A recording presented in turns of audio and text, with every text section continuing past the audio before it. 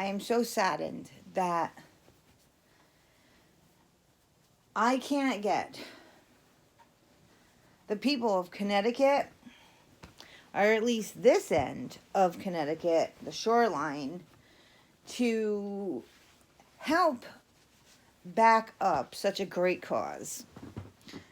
You can't tell me that it's not a great cause, and because I feel strongly about it, that everybody else should feel strongly about it too. No, I'm not saying that.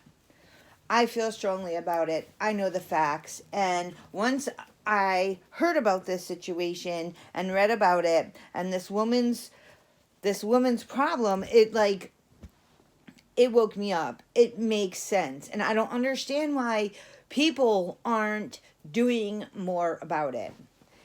It's like everybody's got more how can I say it?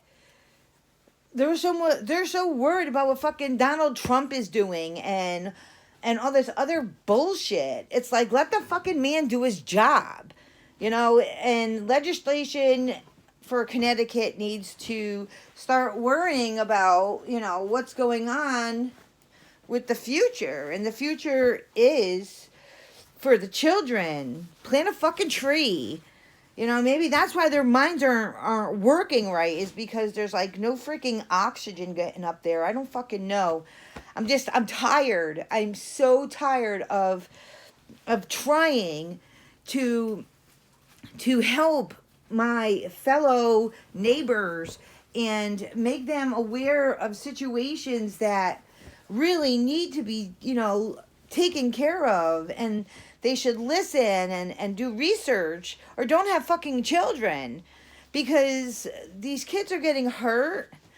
And the fact that nobody is allowed to know, and I mean, at first they tell you to let your children talk about it and be open about their feelings and stuff, because they need to interview them. And it takes way, way, way long just to get an interview. So set up, and by that time, I mean, how much the child even knows or whatever. It's not even that they know. It's like how much, they begin to wonder about things, especially when that friend that had tricked them has now been removed from them, and now all of a sudden everybody's talking about them and asking questions and stuff. And it baffles me that people are not looking up the statistics.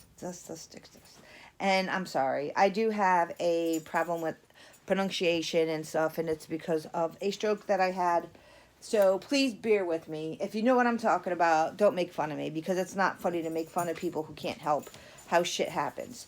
So again, my concern is everybody's children, and all I'm trying to do is spread awareness and help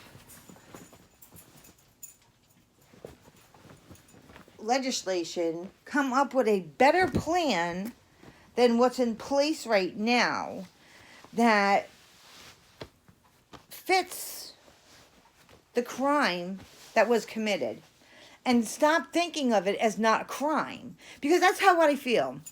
If a 14, 15, 16-year-old commits a sexual act upon a 6, 7, or 8-year-old, it stays in juvenile court, which it should. I totally agree with that. But just because they're in juvenile court does not mean that it cannot be handled in an adult manner. If they have made this adult choice and doing something so wrong, and they know that it's wrong, and they said they know that it was wrong, just because they're admitting it does not mean that they deserve a tap on the hand. Sorry, does not work that way. That's not life. And the other thing is just because the information was given forth by the predator does not mean that the persons hurt were not going to go forth and have their children checked, in which would then bring up that more damage was done. So, back to what I was saying. I do not understand how people could turn around and tell me all the time that, oh, it's so awesome what you're doing, and you're doing your research and you're getting answers, and you are making a difference, and blah blah blah. Well, let me tell you, those are nothing but fucking words. That's all it is words. If you guys want to show that you're standing behind me, freaking help with the donations and getting high school seniors who are juveniles the scholarships that they need to help them go on with school, to learn how to deal in forensic interviewing and the family trauma part of it. And, not because you can't do anymore, close the door on the victim, but make sure that you can, making sure that there's somebody else that once that door's closed and they can't go any further in that amount of help, that there's another program, there's another part that works on the next issue. And with juvenile sex offenders, I assure you that the victims, there is so many areas, and the more research I do, I hate the fact that they say that according to statistics, I hate that freaking word, but there's this many and this many juvenile cases. How do they fucking know? Everything is fucking closed. Nobody's allowed to know. So for people to say, well, I never hear about it. And I'm like, because for number one, you're gullible. And for number two, the reason is because you're not allowed to know. And if you think about it, juvenile shit stays closed for their entire life, depending on what the crime was and how it was handled. So my thing is why? Why are we keeping at least like the issue that the shit's happening such a secret? And I mean, I get that they get their punishment, if that's what you want to freaking call it. And that, which, has, let's see, if you look it up, I believe, depending upon the crime, it's probation, it's a test, and therapy. And that's their punishment for what they did. That is their punishment. No. Because they could be on probation. All that means is they have to stay out of trouble. Okay? And their therapy, I mean, I get the therapy and it is needed. Trust me. But I believe if you do an act of defenses, like, okay, if you as a juvenile, boy or girl, have committed a sexual act, which is a Class A felony, then, to me, in a juvenile setting, you should be punished for that crime. So, if you were 17, 18, even though you're still a juvenile, you get treated like an adult. Okay? I don't believe any juvenile should be in a court of adults. I am sorry, that is wrong. I believe that they should have juvenile setting places where these children should be. And what should happen during the course of the day? And this is going to open up jobs for Connecticut. Okay? Because Connecticut's one of those asshole states that doesn't stand behind the victim as far as I'm concerned. Okay, so and what I've read. And like I said, if you go to Be a Child's Voice, I do have literature up there. And as I'm reading it, and it freaking baffles me. I'm reading, and I'm like, what the fuck? What about the victim? And I'm reading, what about the victim? And they're talking about all these things that happen to the, oh my God, I'm getting worse. All the things that happens to the offender while, on probation or whatever. And I'm thinking to myself, okay, this 16-year-old just raped an 8-year-old. And you're worried more about the effects of being on probation and having to go to therapy is affecting him? For real? For real. For real. Like, let's really think about this. And I'm like, okay, like, what about the victim? That victim just found out that all this shit that happened to her and all the things that are open now in her body is also real of a woman. So now this little girl has to go through intensive therapy. But first she has to go through all this, examinations and again being, just horribly violated again. So that's like, who knows how many violations to get to this awful violations where there's more than one person there. And then you have the therapy part, and it's just, that's it. Like, that's it. And then it's just therapy. Okay? And there's like, to me, it's like an open-ended therapy. It's a life of therapy. And it just continues.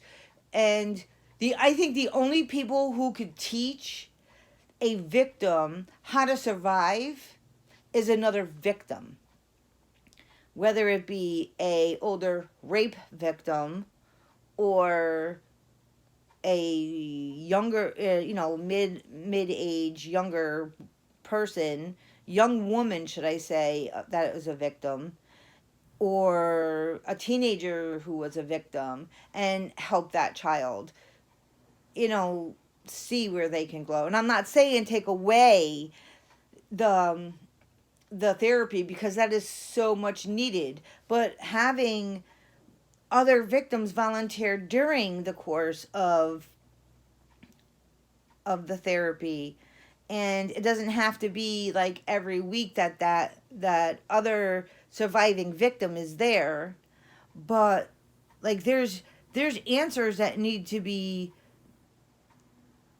questions that need to be answered, and how. And it's really important that he get that and understand, like, everything. And the same thing with boys, because you have boys molesting boys, you have girls molesting boys.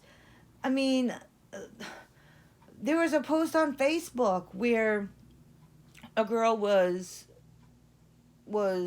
8 years old, and she was sexually assaulted by a 17-year-old who was, like, there was no, because they're juveniles, there's no, it makes me so sick to my stomach. There's no consequences. My thing is, if you take them off the street, then that's one.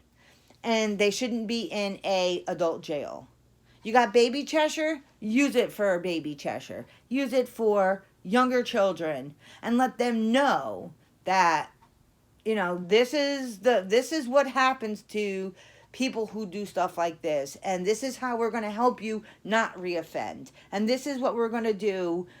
Like, open it up, let them go to school there, let them be educated the same way that they are in school, let them work and learn a trade and do things that makes them feel good and boost their energy and positive, teaching them all positive. They can still see their family and have visitation and stuff, but when you're talking about a 13, 14, 15-year-old boy who sexually assaults a 6, 7, or 8-year-old, a class A felony, that's like, and not just one count, we're talking 6 or 7. So, like, that is a big problem. A big problem. And I tell everybody that says to me, you know, well, we don't have that problem in Connecticut. I never hear about it, and I'm so sick of hearing it. Of course you don't hear about it. You're not allowed to hear about it. Everything in juvenile court is closed. You're not allowed to know. And you'll never know. So if Joe Schmo moves next door to me and the boy there is, say, 18 and the girl is 16, about to be 17, and she's going to school with Nikki, and they become friends and they're hanging out and everything's all great and fine, but she's a juvenile sex offender from babysitting another little boy, and she comes over into my house and she's tickling and teasing and stuff my kids, my younger kids, because I have 2 twins that are 9. And at the time that she's doing whatever, she sneaks in whatever, you know, like as she's tickling them and she's touching them in a certain way, you know, they're not going to see that they're being violated while this person is getting off, or whatever it is that happens. Because, and you can't say that it's not happening. I mean, I can't 100% say that it is, but I mean, if they're inappropriately touching a child while tickling them, then yes. I mean, it's inappropriate, and it needs to stop. It really needs to stop. And people need to stop breaking my balls about what I'm doing and understand what I'm doing. I'm trying to tell you, when you sit and talk to your children about stranger danger, don't forget to explain to them that there's peers, that there's older teenagers. Because, I mean, if they're 7, 8, and 9, they know that the teenage years are there because they have that older sibling. And you let them know that, you know, even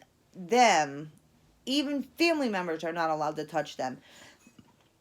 And then there's like the high school kids and the babysitter, and, you know, and people say all the time, oh, well, my kids don't get babysat by anyone but family. Okay, that's freaking wonderful. That's wonderful. But they have friends. If you let your child sleep out, then you're putting your child at risk because you don't know who's in that house. And it is against the law for you to know whether there is a juvenile sex offender living next door to you, 2 doors down, 3 doors down, 4 doors down, on the fucking block. This is what I'm trying to get across to people. This is what I want people to fucking know. But it's just like, I can't, it makes me so mad that they just don't get it. They all say that it can't happen to them. It's not going to touch them.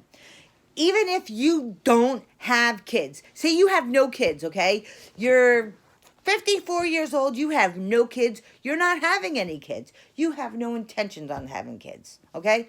That's wonderful. But you have siblings? You have nieces and nephews? Okay, you're the only child. But does your wife have nieces and nephews? Because, I mean, both of yous are, like, never around children. Like, you don't have neighbors who have kids where you guys get together at fire pits or whatever. Come on. Any child that you know, that you see, it could be a stranger. It could be a stranger that you see across the street.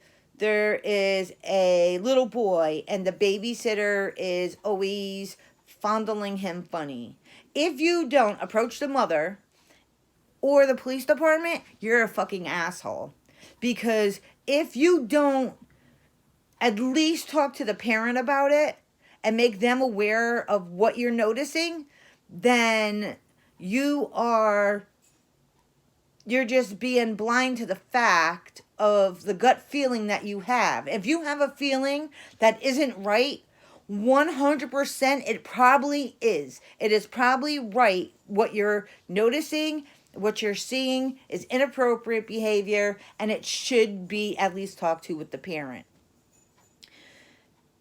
If it's still going on after talking to a parent, then yes, maybe you should call the special victims unit and talk to them. Invite them over at after school time where they could sit and see what you're seeing and let them see if what's going on is inappropriate.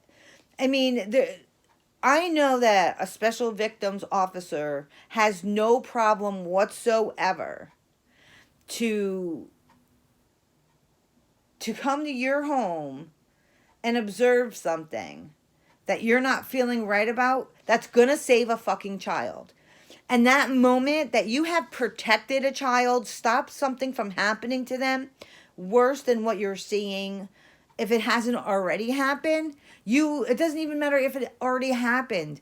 You are a child's voice. You stood up for a child who couldn't speak up for himself, who didn't know what was being done to them was inappropriate and not allowed. And a lot of little kids, they don't realize that their peers do things.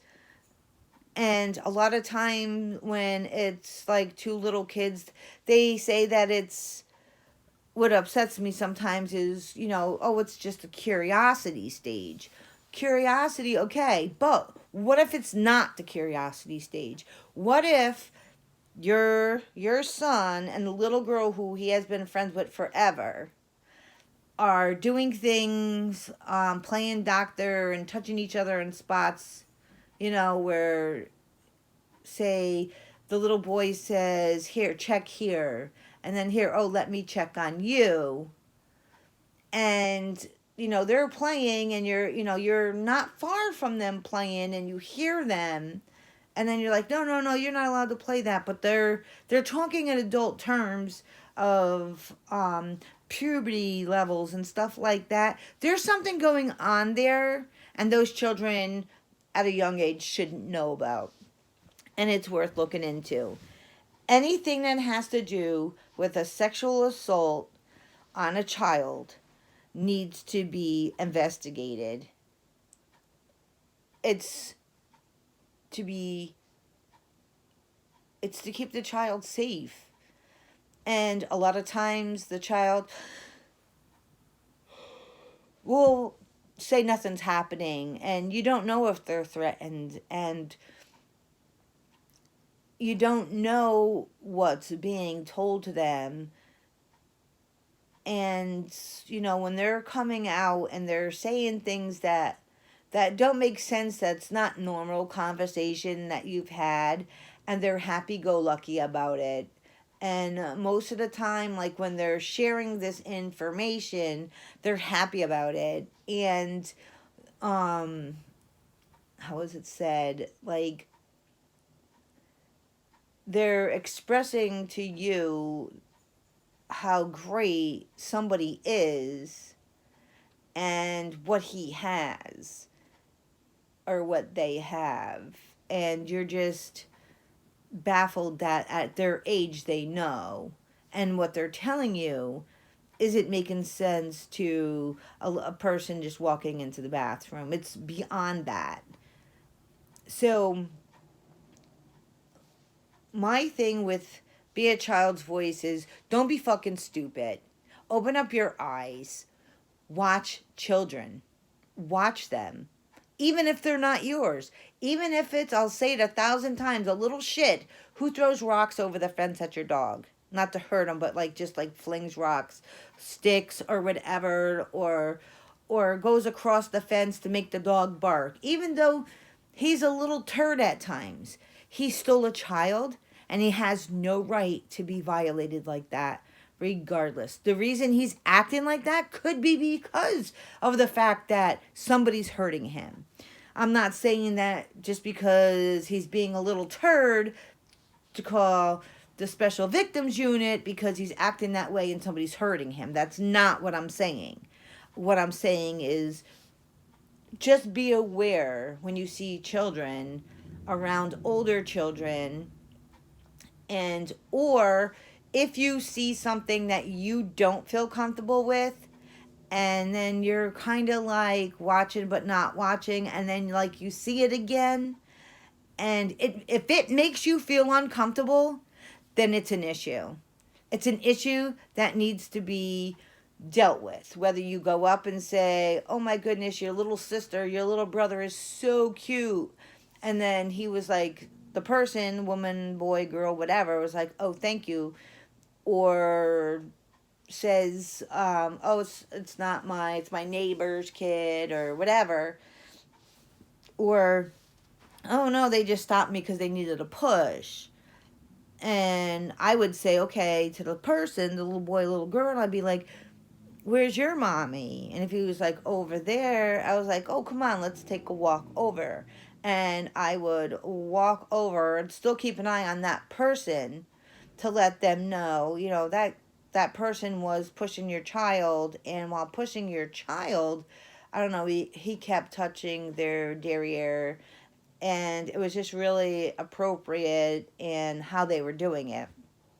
So now I have already gave it to the mother to do the next step, and you know if it's inappropriate and I seen it, and now I made the mother aware of it, and if she chooses to call a police officer to come and talk to that gentleman or whatever, because at that point we don't even know if that person is a sex offender on the registry or what have you. Do you know what I'm saying? So it's really really good to like make sure you keep an eye on that person, and if they turn around and they leave quickly, get the license plate number, and definitely if they leave in a hurry, then you do want to contact the police and definitely have it investigated, or at least find out if that person is on the registry. um I'm just trying to help. I am just I'm really trying to help fix a situation that is very easy to fix, and I know that people don't want to hear about having kids in juvie, but you know what? If a juvenile is a sex offender and it's a high, not just a show and tell, but it's a high class A felony, think about it. Do you want him as your neighbor around your children? Or would you rather him be in a facility that he's getting therapy, he's getting his education, he's getting a trade, he's working, and learning about what he did and why it's wrong, and finding out if somebody did touch him at some point in his life that made him feel uncomfortable or made him feel small, or why he feels so small that he has to overpower a smaller child. Because if a 14, 15, 16-year old is grooming a 7, 8, or 9-year old, then there's definitely an issue and a problem there, because that's a learned trait, I believe. It's learned. And if that child is not if that child is not a victim who has made a mistake and he is a monster, then, and I'm sorry that I call him a monster, but I just can't see how, he watched a movie and went out and raped a little girl. I just can't see it. Or, he found a fancy, or she found a fancy to a little boy and just gave him, that person, so much attention that really affected, the life of, a child that bad. I just can't come to grips with it. And I know that it's not everybody's problem to understand. Oh my God, this light is just so bright. And it really shouldn't be that bright. It's not anybody's problem, just like it's not my problem to get involved in. I'm just trying to kill it, but it's not working. It's not my problem to save the world and all its children, and to a lot of people. But you know what? I made it my problem. I made it my job to go out and beyond the call of duty to spread awareness of juvenile sex offenders, because nobody else is. There's nobody out there doing the job that I'm doing. There's nobody out there telling people when God bless them and all the work they do. When the rape crisis centers go to the schools and they talk about stranger danger, they do not talk about their peers or their siblings, older friends, or their brother and sister's friends. They don't do that. It's all about stranger danger, inappropriate touch. So when you're saying stranger danger, kids are already going to adults. When you talk about inappropriate touch, it's all about adults. I mean, you're saying that a juvenile, for 13, 14, 15, their minds are not developed enough to understand what they did, and they shouldn't be punished for it as being in a juvie. Okay, then if that's the case, how the fuck can you expect kindergarten, first, second, third, fourth graders to know that when they're talking about stranger danger and good touch, bad touch, it means younger kids too? Tell me that. See, this is the shit that fucking makes sense that nobody fucking listens to.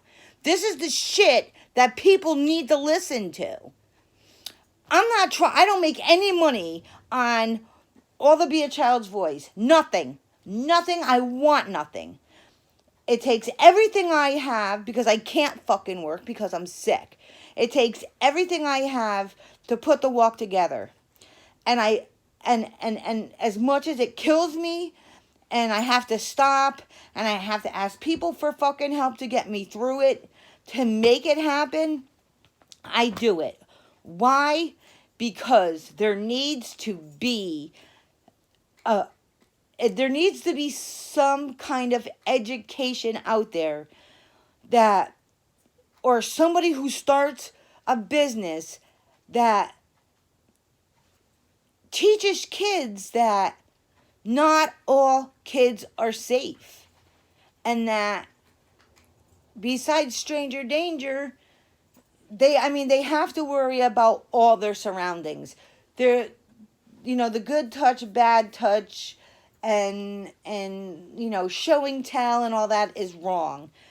And there's a special way to tell young children so that they understand, and it should be at their level.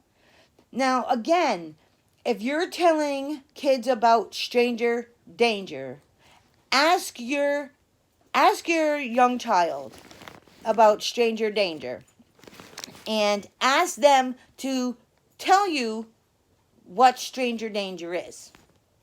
Then quiz your kid. Ask them these questions. And I've 10 to 1, you'll be calling me up saying, oh my God, you are so right. Like, you're right. I mean, I watched on television these stories of like killer kids, and I'm looking at this and I'm listening to them talk, and how they're like, these kids, they know that they raped a child. They totally raped this little girl. So this boy raped this little girl. Okay?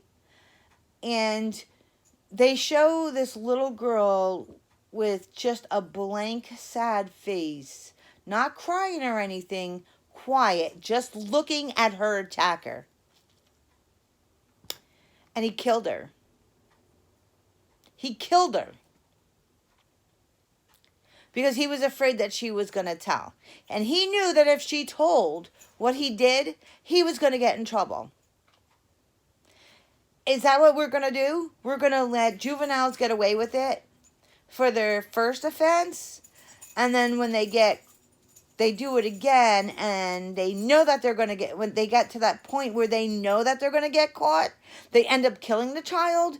Is that what we're waiting for? You know, to start hearing how, well, we won't fucking even know about it. I mean, well, maybe we will because of the fact that the child is killed. But I mean, I'm just saying, like, are we going to wait that fucking long? Or are we just going to, you know, no. And now you have to take these classes, and you got to be tested, and then you're going to go to therapy, and then you're going to be on probation, and you can't do nothing wrong while you're on probation, because if you do whatever, you get this. Or I don't even know what happens if they violate probation. You know, it didn't even say in the section what happens if they violate the probation.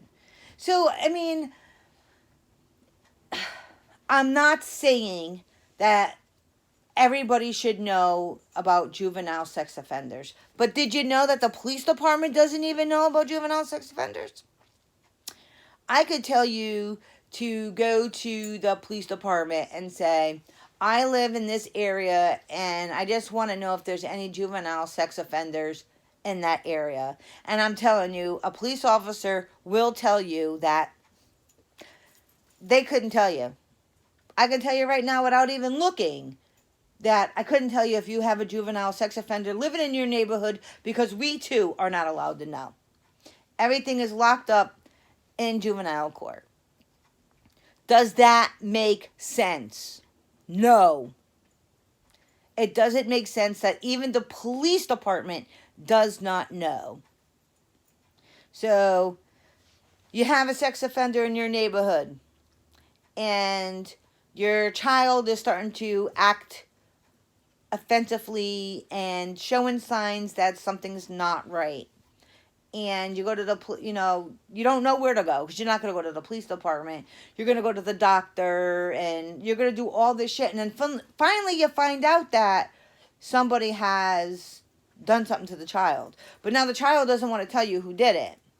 And you go to the police department, and they're trying to do their job and getting to find out who hurt this child.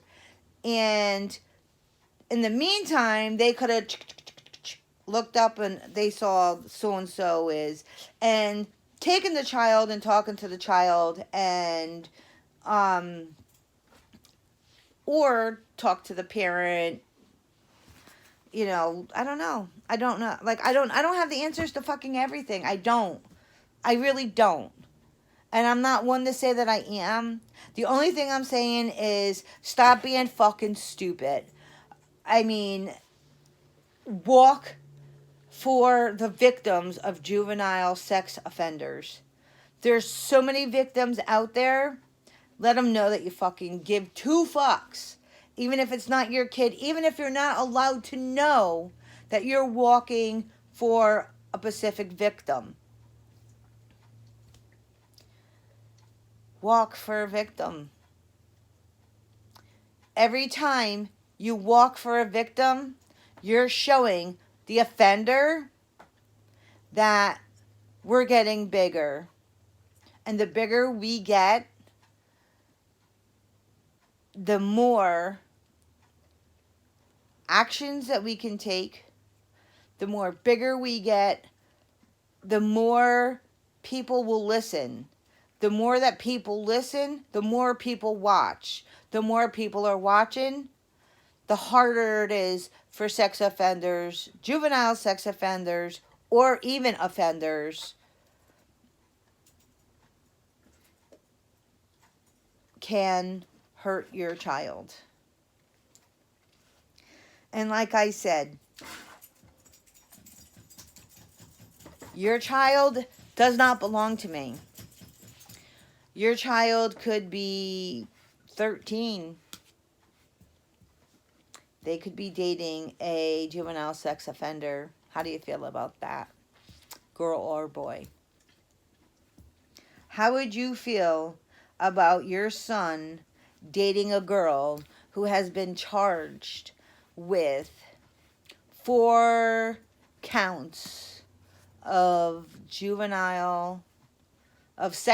4 counts of sexual assault in the 4th degree and 17 counts of sexual assault in the 1st degree, which is an A felony? How would you feel about that, knowing that your son is dating that girl? And you know what? Don't say that ain't happening or whatever, because you are not allowed to know. You're not allowed to know. So what I'm saying is share my video. Talk to people. If you do watch it, it makes sense. Don't just take my word. You got a phone, obviously. You got a freaking laptop, computer, whatever. Look up the laws. Look up the laws. Find out what your laws are. Most of my funding, I raised $165 in GoFundMe for the juvenile, for Be a Child's Voice Scholarship Fund, to help a juvenile go to school and learn other ways to help a child that is a victim or an offender. It doesn't matter to me, long as the children are getting help. And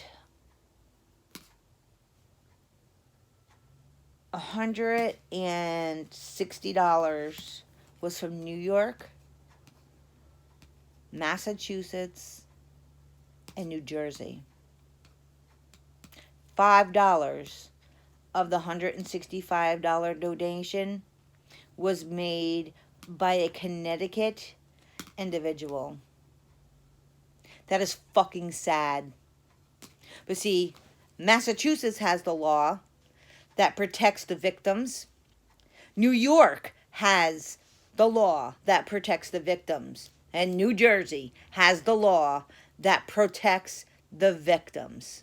And Connecticut is stupid because all the towns around us, states around us, have the law.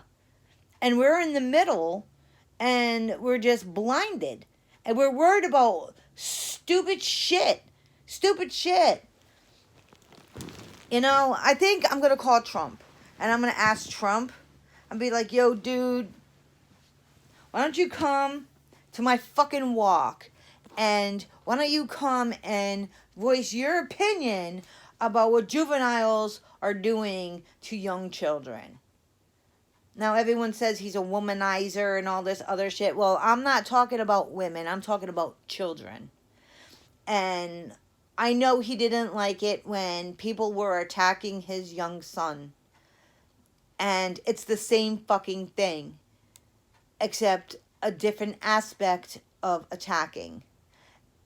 And my thing is, like, what are we going to do as a Connecticut community as a whole You know, stop thinking somebody else is going to throw in that $5 when you could go to the GoFundMe, be a child's voice for Connecticut. It's in West Haven, and you can donate $5. $5. That's all it takes. It's $5.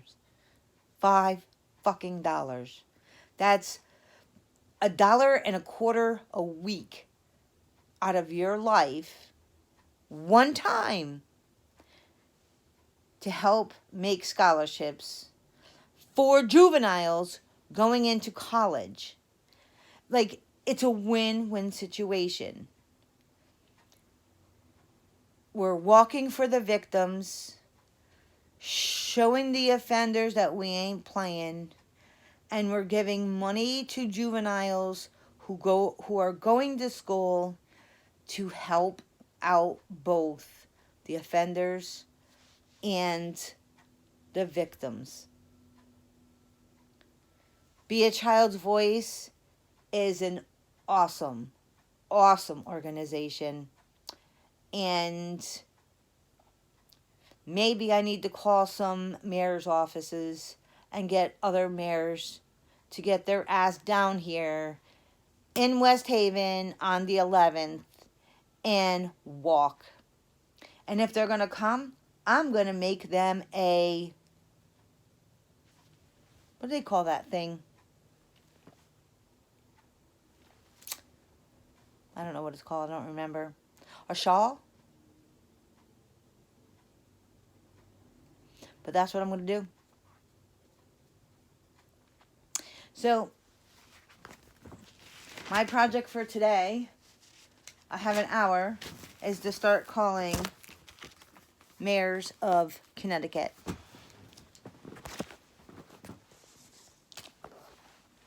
So, I am going to get all my towns, and I'm going to get busy on this right now. Get the phone numbers I need to do. And I am going to start calling mayor's offices and seeing if I can get them to come to the walk for Be a Child's Voice, for juvenile sex offender awareness. And if I can get the towns to come, then I know. Because, I mean, I am willing to give the mayors free packets to get their asses down and walk. And they can bring anybody they want from their town. Let me try that. I love when I'm doing something and, oops, I forgot how to spell Connecticut. And it works. Yep. Wish me luck.